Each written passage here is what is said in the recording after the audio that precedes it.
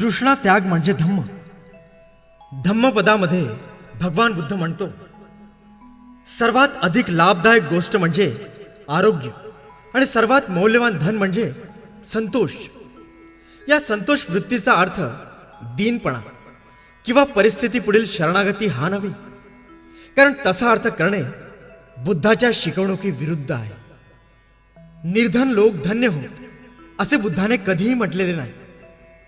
पीडिताने आपली परिस्थिती सुधारण्यासाठी प्रयत्न करू नये असे बुद्धाने कधीही सांगितलेले नाही.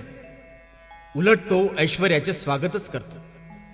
दीनपणे प्राप्त परिस्थितीत खितपत पडण्यापेक्षा वीर्याने म्हणजे उत्साहपूर्वक प्रयासाने ती परिस्थिती बदलण्याचा तो उपदेश करतो. जेव्हा भगवान बुद्ध म्हणतो की संतोष हे सर्वश्रेष्ठ धन हो, तेव्हा त्याच्या म्हणण्याचा अर्थ एवढाच की माणसाने अमर्याद अशा लोभाच्या अधीन होऊ नये. भिक्खू रथपाल म्हणतो,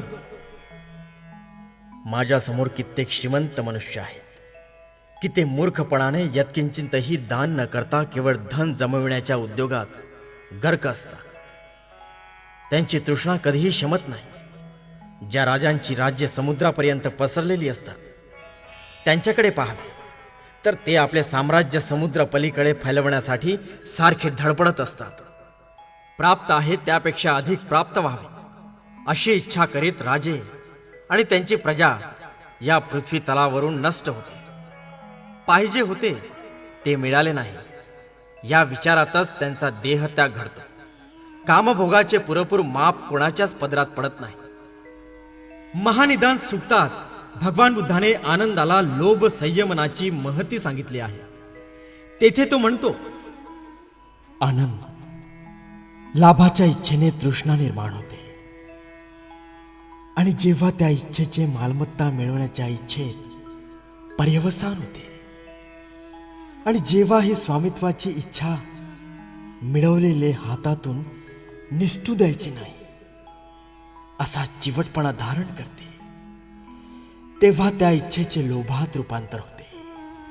लोभ अथवा अमर्याद धनसंग्रहाच्या इच्छेसंबंधी सतत सावध राहिले पाहिजे. ही तृष्णा किंवा हा लोभ आक्षेपार्ह का समजायचा?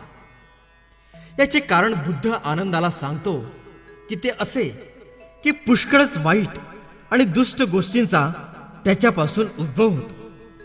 मारामारी, आघात, झगडे, वादप्रतिवाद, भांडण, निंदा, असत्य ह्या सर्वांचे मूळ तृष्णा अथवा लोभ यात आहे. वर्ग कलहाचे हे यथातथ्य विश्लेषण आहे, यात शंका नाही.